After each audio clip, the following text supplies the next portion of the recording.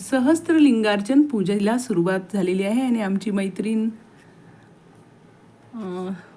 चंदन अर्पण करत आहे या लिंगांना. अतिशय भावनायुक्त अंतःकरणाने पूजा करत आहेत. खूप सुंदर वाटत आहे. नमः शिवाय नमः शिवाय नमः शिवाय नमः. शिवाय नमः शिवाय नमः.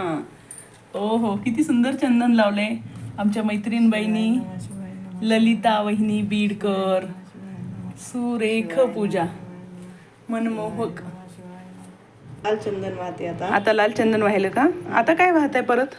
आता अभिर वाहते. बरं, अभिर का म्हणजे काय असतं? अभिर म्हणजे अच्छा, बरं, वाह ना, मला दाखवा बरं कसं असतो. अभिर गुलाल. अच्छा, हां हां, बरं बरं. मला वाटतं पांढरं चंदनचा प्रकार आहे काहीतरी तो अभिर म्हणजे, जे की महादेवाला खूप प्रिय आहे. आणि आता अभिर अर्पण करणे चालू आहे. तर खूप सुंदर वाटत आहे. अंतःकरण अतिशय निर्मळ प्रसन्न झालेलं आहे.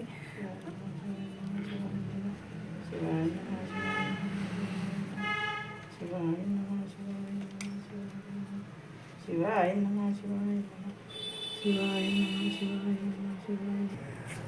आत्ता आपण अभिर वाहिला केवडा फ्लेवरचा. आता अत्तर अर्पण केलं जातं आहे ह्या सहस्त्रलिंगार्चन पूजेची पुढची क्रिया. छानपैकी सर्व लिंगांना अत्तर वाहणे चालू आहे. आत्ता मध वाहण्याचं चालू आहे.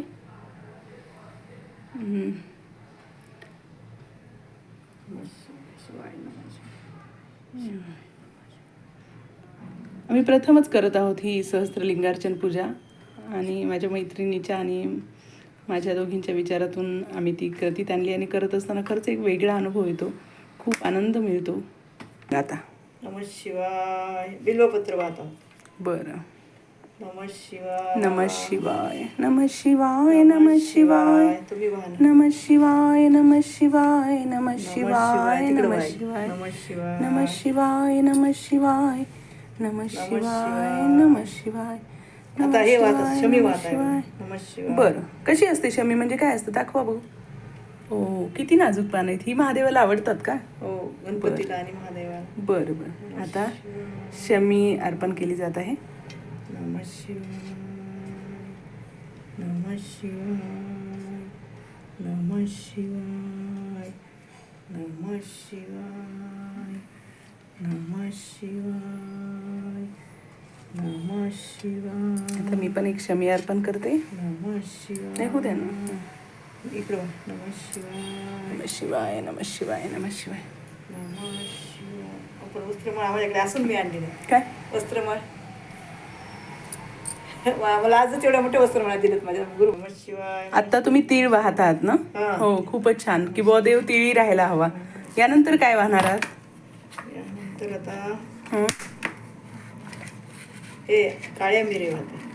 काळी मिरी. बरं बरं. आता तुम्ही मूग वाहत आहात. बरं बरं. महादेवाला मूग प्रिय आहेत काय? त्याचं काही विशेष महत्त्व आहे. नमः शिवाय नमः शिवाय नमः शिवाय नमः शिवाय नमः शिवाय नमः शिवाय नमः शिवाय नमः शिवाय नमः शिवाय नमः शिवाय नमः शिवाय नमः शिवाय नमः शिवाय.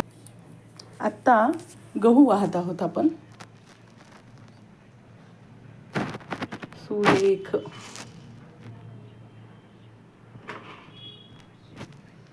खूप भरभरून धान्य यावं म्हणून महादेवाला धान्य वाहण्याची पद्धत.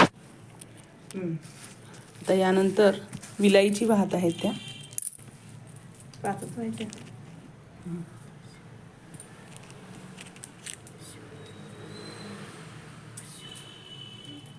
आणि आता मी पण विलायची अर्पण करत आहे शिवा महादेवाला.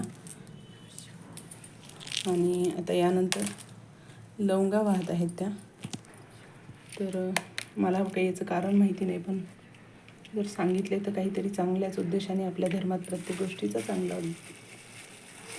उद्देश असतो, कर्माचा. तांदूळ वाहत आता चालेल. आता अक्षत वाहणार आहात.